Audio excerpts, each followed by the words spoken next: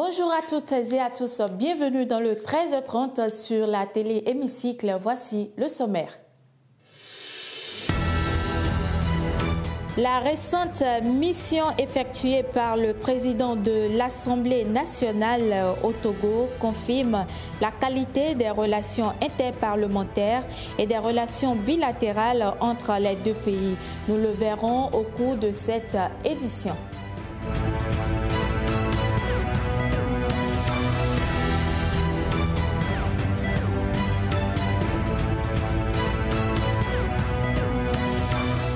La commission des lois de l'Assemblée nationale était sur le terrain pour examiner la pertinence des pétitions qu'elle a enregistrées ces derniers mois. Vous suivrez avec nous l'étape de Clé commun.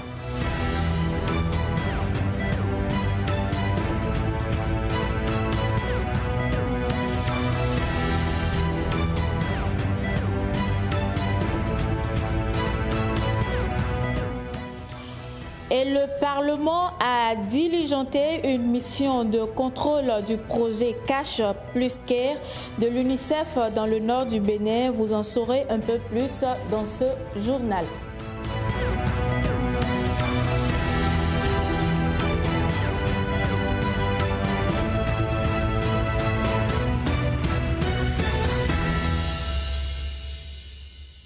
Bienvenue de nouveau à vous. Le 1er octobre 2024 restera dans les mémoires comme un moment fort des relations entre le Bénin et le Togo. Ainsi que vous le savez déjà, une délégation de l'Assemblée nationale du Bénin conduite par le président Louis Gbéounou Vlavonou a pris part à la cérémonie d'ouverture de la deuxième session ordinaire 2024 de l'Assemblée nationale du Togo. Ce n'était pas qu'un simple déplacement officiel, mais un témoignage de fraternité entre deux nations aux liens historiques profonds. Je vous propose de suivre ici le reportage de James William Gbagedi qui était sur les lieux. Dès l'arrivée à la frontière bénino-togolaise, les images parlent d'elles-mêmes. Accueil chaleureux, large sourire et poignée de main. L'atmosphère est empreinte de respect et de convivialité. À Kara, le président Louis Gbéounou Vlavonou rencontre son homologue togolais Kodjo Sevon Tepe Adeze. Ce moment est plus qu'une simple formalité. Il incarne la volonté des deux hommes que les parcours professionnels et politiques rapprochent en bien des points de renforcer la coopération interparlementaire entre leurs deux pays. Le lendemain 1er octobre 2024, dans une salle archi-comble du Palais des Congrès de Kara, les députés, invités et dignitaires suivent avec attention la cérémonie d'ouverture de la deuxième session ordinaire. Les discours résonnent avec une force particulière. C'est l'occasion pour le président Louis Gbéounou Vlavonou de réaffirmer l'unité des deux nations. En effet, le fait que ces deux peuples se trouvent aujourd'hui séparés par une frontière artificielle que nous respectons n'a aucune sorte d'importance car nous savons bien qu'il s'agit de part et d'autre de cette frontière et du nord au sud, de l'est à l'ouest, d'hommes et de femmes de même souche, de même culture, de même coutumes et de même civilisation. Le président Kodjo Sevon Tepe Adeze, quant à lui, n'a pas manqué de rendre hommage aux chefs d'État dont les pays sont représentés, notamment Patrice Talon, président de la République du Bénin. Je tiens ici à rendre un vibrant hommage à leur Excellence, Monsieur Alassane Ouattara, président de la République de Côte d'Ivoire, Patrick Talon, président de la République du Bénin, et Faure Eswazina Gnassingbé, président de la République du Togo, pour leur politique d'une Afrique plus solidaire et plus prospère en faveur du bien-être des peuples. Les marques de fraternité et de considération se poursuivent avec cette rencontre empreinte de respect et de diplomatie au palais présidentiel de Pia. le président Vlavonou est reçu en audience par le président de la République togolaise, Faure Essozimna Gnassingbé. Un tête-à-tête stratégique où il est question de sécurité régionale, de coopération économique et de paix. Privilège d'être reçu par son Excellence, Monsieur le Président de la République togolaise. Nos entretiens ont porté sur la paix dans nos pays respectifs, la paix dans la sous-région et ce que nos chefs d'État peuvent faire pour favoriser cette paix au niveau de nos peuples et de nos différentes populations. Nous avons abordé le problème de l'extrémisme violent.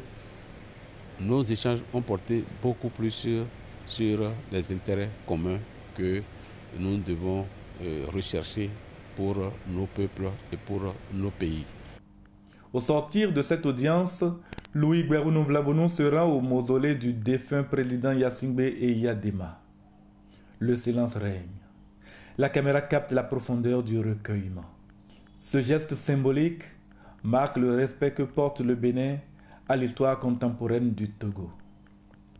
Ce déplacement n'était pas seulement une visite officielle. Il a pris l'allure d'un véritable ciment pour les relations bénino-togolaises, une réaffirmation de la volonté des deux pays d'œuvrer ensemble pour le développement de la sous-région. Les députés étaient sur le terrain courant fin du mois de septembre et début du mois d'octobre. Ils ont pris part à une tournée marquée par plusieurs audiences foraines. Objectif, faire le point des différentes situations pour lesquelles des pétitions ont été émises par les populations. Je vous propose de suivre ici le reportage de Latif Boni et de Ben Kevin à Tchaoui. Salle de réunion de la mairie de Koulékamé. Discussion à bâton rompu. Des élus du peuple, tous groupes confondus, rencontrent des populations venues de plusieurs localités de la commune. Comme quoi, vous rappelez, quelqu'un avait dit qu'il n'a pas fait l'enquête, n'a pas droit à la parole. Ou bien oui. Voilà. Donc nous venons. Lorsqu'on finit ici, on va écouter les pétitionnaires des 3 arrondissements, des 3 villages concernés. Nous allons nous assurer que les chefs de village ou chefs d'arrondissement soient associés et qu'ils acceptent le contenu de la pétition. Des discussions comme celle-ci, les élus engagés dans cette mission les vivent depuis le début de la semaine. C'est au total 3 départements qui sont parcourus pour des audiences foraines sans langue de bois. Nous avons fait une partie de l'Atlantique, Ouida, Pomassé. Après, nous avons continué sur Komé, Bopa, Koyogbe, Atiémé, Aplahoué, Diakoutomé et aujourd'hui Koulékamé. Et c'est des séances très riches parce que nous avons le contact direct avec les populations qui ont des préoccupations très sérieuses. C'est des séances foraines pour écouter de vive voix les pétitionnaires qui ont adressé au président de l'Assemblée nationale un certain nombre de documents dans lesquels ils ont émis des souhaits. Les populations ont émis des souhaits par rapport au découpage, changement de nom, de multiplication de villages, etc., etc. À l'issue du périple, suites diverses pour les pétitions de cette étape qui couvre l'Atlantique, le Mono et le Koufo. La suite, c'est quoi? C'est que s'il faut faire intervenir le cadastre, s'il faut faire intervenir le ministère de l'Intérieur, c'est autant de structures auxquelles ferait appel le président de l'Assemblée nationale lorsque les documents auraient été bien rassemblés, outillés et surtout enrichis. Et c'est ce que nous avons fait. D'autres missions pourraient venir parce qu'à des endroits donnés, il y a eu des éléments, il y a eu des documents, des pétitions qui avaient besoin d'être reformulées. On avait besoin d'informations complémentaires qu'on n'a pas eu, qui vont pas venir. Et c'est tout cela ensemble qui fait le rapport de la mission. Et je pense qu'une fois que cela est fait, la population pourrait avoir la suite de leurs préoccupations. D'autres groupes d'élus poursuivent les tournées sur tout le territoire national, des tournées qui permettront à ces représentants du peuple d'entretenir le contact avec leurs mandants en permanence. Sensibilisation des députés sur les enjeux économiques des industries culturelles et créatives. C'est une initiative de l'Institut parlementaire du Bénin en partenariat avec la plateforme de coopération internationale Laboratorio Art. La cérémonie d'ouverture de cet atelier a été présidée par le président de la Commission de l'éducation, de la culture, de l'emploi et des affaires sociales. Suivez le compte rendu de Elias Adeleke. Valoriser le patrimoine national en mettant en lumière les richesses de nos territoires pour un tourisme intelligent et innovant. C'est l'idéal recherché par l'Institut parlementaire du Bénin en intelligence avec la plateforme de coopération internationale Laboratorio Art. En présence des députés, c'est le président de la Commission de l'éducation, de la culture, de l'emploi et des affaires sociales qui a ouvert les travaux au nom de l'autorité parlementaire. Les industries culturelles et créatives sont bien plus qu'un simple complément à notre économie. Elles représentent une véritable force motrice pour la croissance, l'innovation et la diversification de nos ressources. Aujourd'hui, dans de nombreuses régions du monde, ces industries contribuent de manière significative au produit intérieur brut. Vient ensuite l'allocution de la directrice de l'Institut parlementaire du Bénin qui a souligné l'impact et les avantages des industries culturelles et créatives et les objectifs y afférents. Les industries culturelles et créatives, en tant que composante majeure de l'économie du savoir, représentent une nouvelle frontière pour le développement. Ces secteurs regroupent des métiers variés, allant de l'artisanat à la mode, en passant par les arts visuels, la musique, le cinéma, l'édition et tant d'autres. Ce sont des activités qui allient à la fois l'innovation, la créativité et la préservation de notre patrimoine culturel. Il s'agit pour nous de susciter une meilleure compréhension des enjeux économiques liés aux industries culturelles et créatives. Ces secteurs ne se limitent pas à des expressions artistiques, ils constituent des moteurs de croissance économique, générateurs d'emplois et de revenus, notamment pour les jeunes et les femmes. Prenant la parole, la directrice exécutive de Laboratorio Art a sollicité le soutien du secteur des industries créatives et culturelles par un cadre juridique. L'économie orange devient gage de cohésion sociale et d'expression identitaire tout en nourrissant le dialogue entre différents peuples. Plus que jamais, les ICC jouent un rôle fondamental dans la reconfiguration de notre société.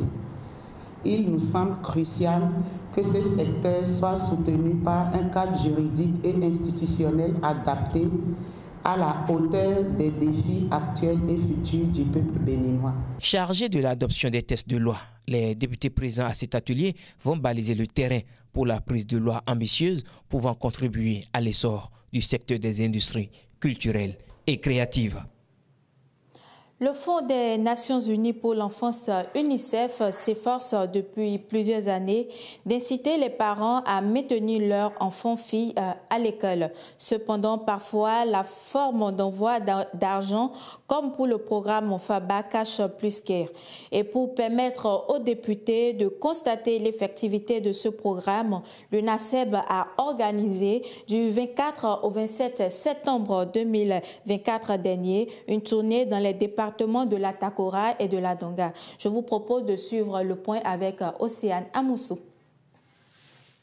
Initiée par l'UNICEF et l'UNACEB, c'est ici à Djougou que démarre cette mission parlementaire de contrôle du projet FABA Cash Plus Care dans la Donga. Un projet qui consiste pour l'UNICEF à transférer une somme de 4 100 francs par mois aux filles de 9 à 15 ans à travers leur mère pour leur scolarisation. Première activité à mener, une séance de briefing entre le préfet du département de la Donga et les différentes délégations composées de députés, cadres parlementaires et cadres de l'UNICEF. Deuxième activité, faire une immersion dans les établissements scolaires. La première délégation avec à sa tête, l'honorable Nourenou Achadé est accueillie à l'école primaire publique de Katabane dans la commune de Kopargo.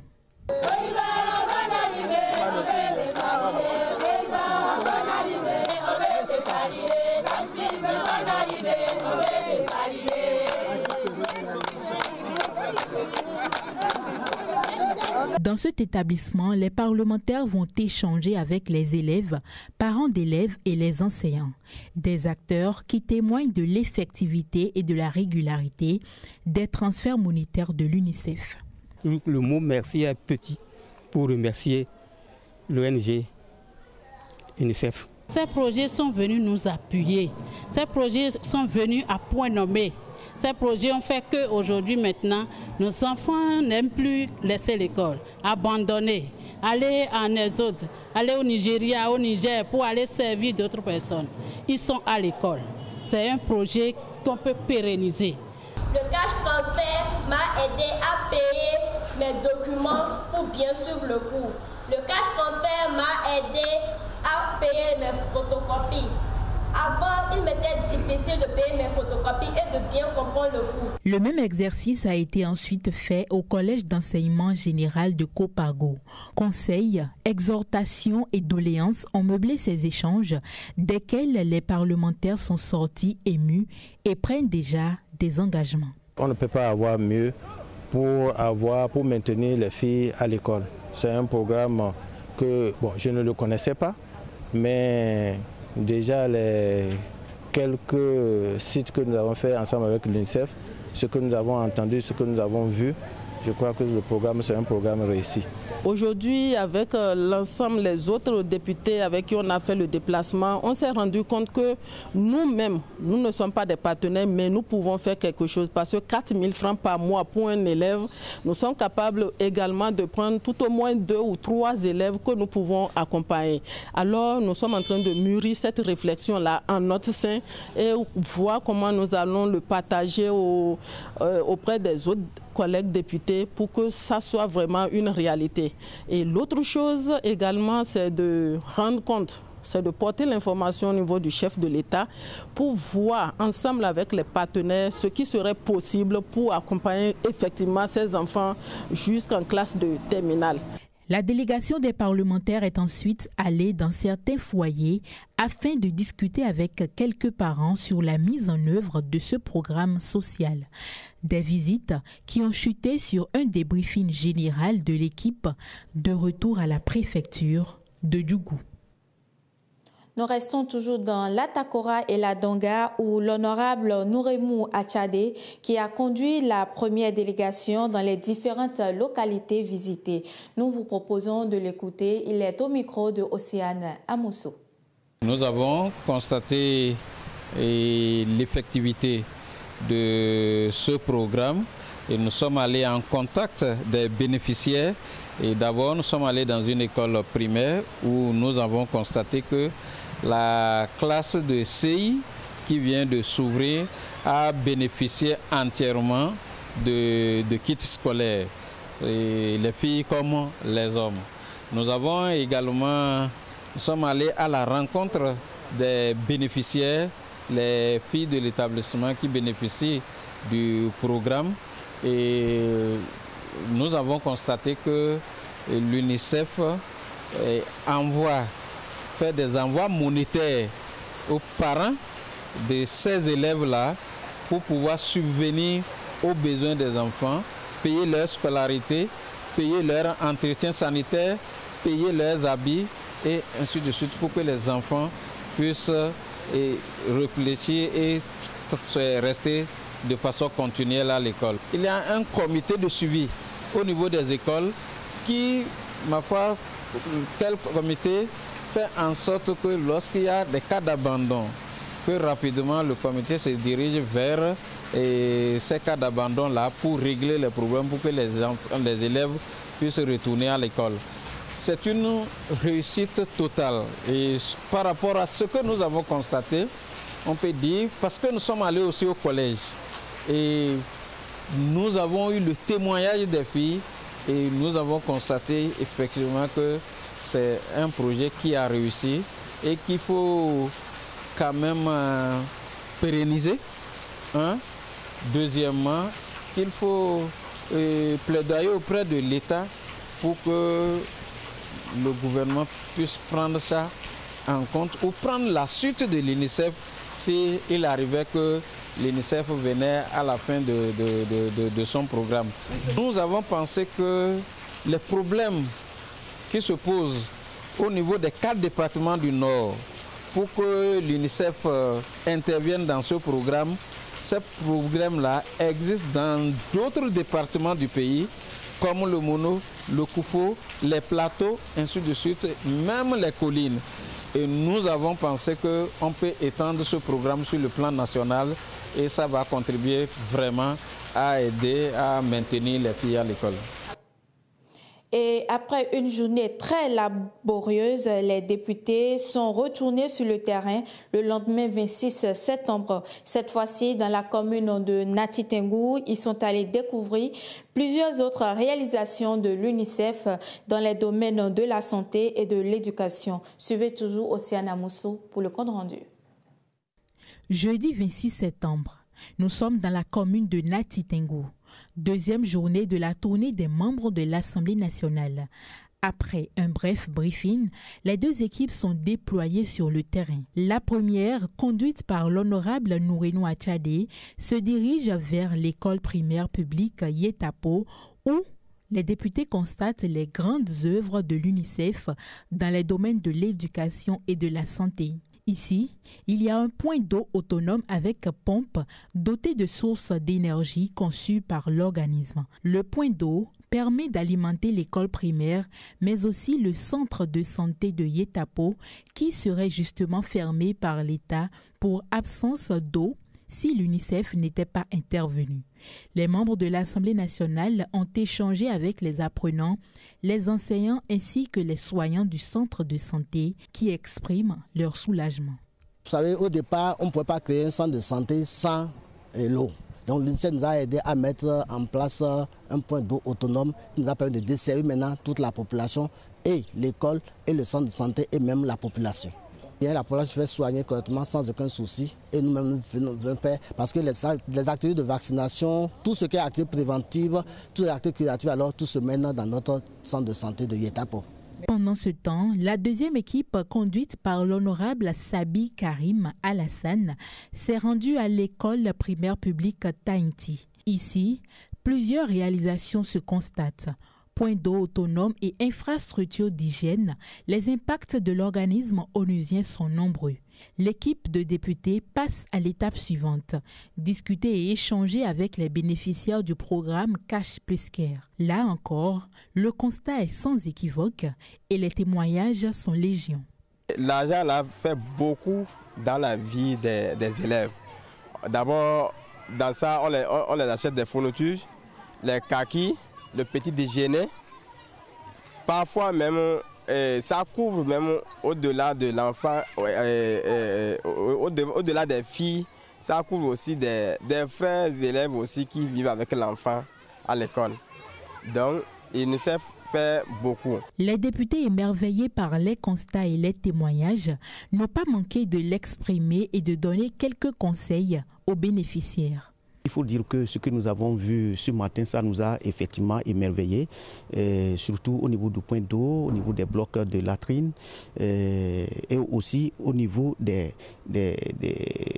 comptes rendus des cas évoqués par les bénéficiaires eux-mêmes. Les parents eux-mêmes, après les enfants, nous avons entretenu les parents eux-mêmes, c'est-à-dire les parents des enfants.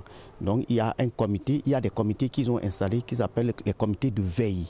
Et chaque parent a exprimé sa satisfaction.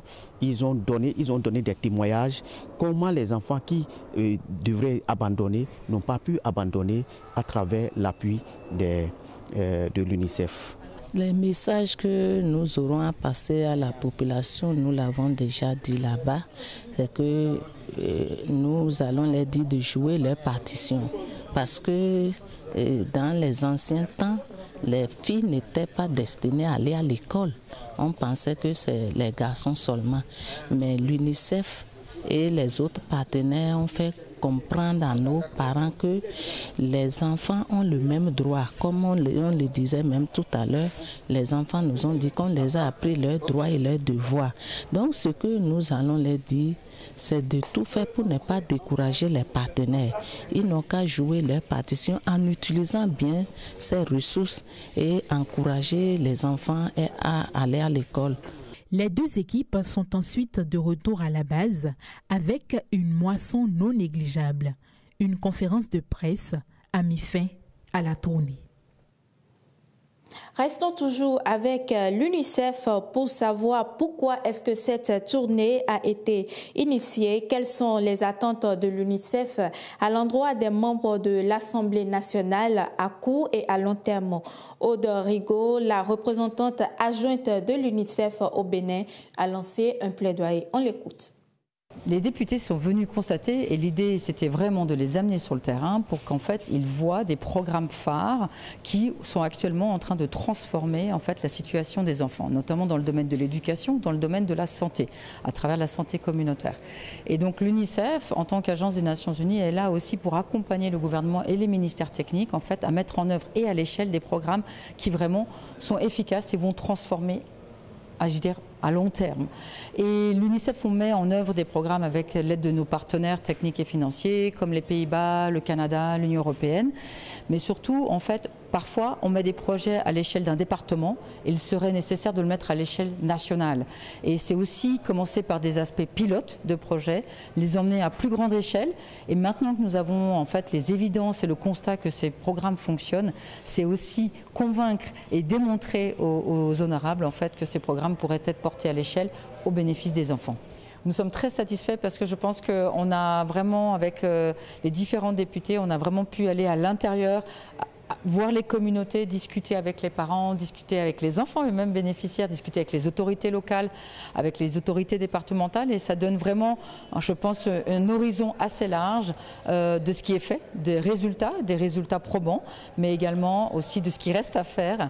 Et justement, je pense que ça a donné une image concrète et des arguments qui ne sont pas sortis de livres, mais cette fois qui sont d'une réalité pour pouvoir justement ramener ça au niveau de l'Assemblée nationale. Alors dans les prochains mois, je pense que les députés vont en fait travailler sur en fait le budget 2025, et je pense qu'il serait vraiment intéressant qu'ils gardent à l'esprit voilà tous les défis et les enjeux que les enfants et les parents ont mentionnés en fait lorsqu'on était ensemble sur le terrain, et de pouvoir en fait lorsqu'ils vont faire la révision, la revue des budgets proposés par les ministères, de pouvoir justement influencer et pour qu'il y ait encore plus de budgets sociaux. On sait déjà que l'État béninois a fait un énorme effort dans les budgets et qu'il y a eu déjà 7% d'augmentation des budgets ces dernières années dans les budgets sociaux, mais encore plus doit être fait pour en fait atteindre même les normes recommandées au niveau international. Donc on appelle aux parlementaires de regarder sérieusement, et l'UNICEF reste disponible pour accompagner pour les analyses techniques, pour des études techniques plus poussées qui seraient peut-être nécessaires pour mieux comprendre certains aspects en fait qui ont attrait aux enfants.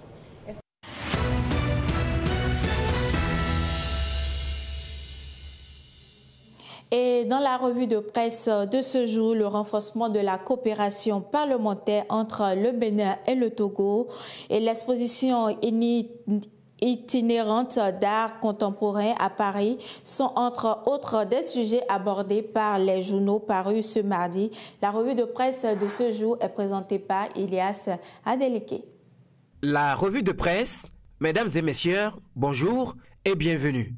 Renforcement de la coopération parlementaire entre le Bénin et le Togo. Le quotidien Le Meilleur, dans sa livraison du jour, évoque le message fort du président Louis Gbéonou Vlavonou à Kara, un discours de paix, d'unité et d'invite des élus du peuple à l'écoute des populations. Dans l'actualité, le journal Le Soleil Levant, à sa une, placarde sommet de l'OIF, les initiatives remarquables du Bénin sous la présidence de Patrice Talon. En parallèle à cet événement grandeur nature, l'événement précis parle de l'exposition itinérante d'art contemporain et dit que Talon et Macron révèlent le Bénin à Paris. Mon confrère précise que le président Patrice Talon et son homologue français Emmanuel Macron ont inauguré le jeudi 3 octobre 2024 l'exposition itinérante d'art contemporain du Bénin à la conciergerie de Paris.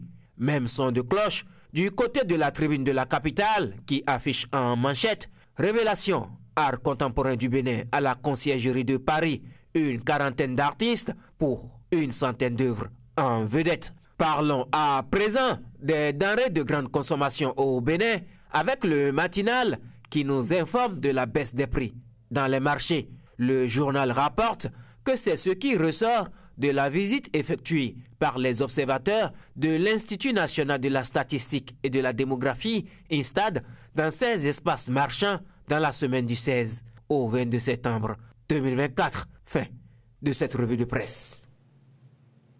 C'est la fin de ce 13h30. Merci de nous avoir suivis et merci également à l'équipe qui a réalisé ce journal. À demain pour d'autres informations.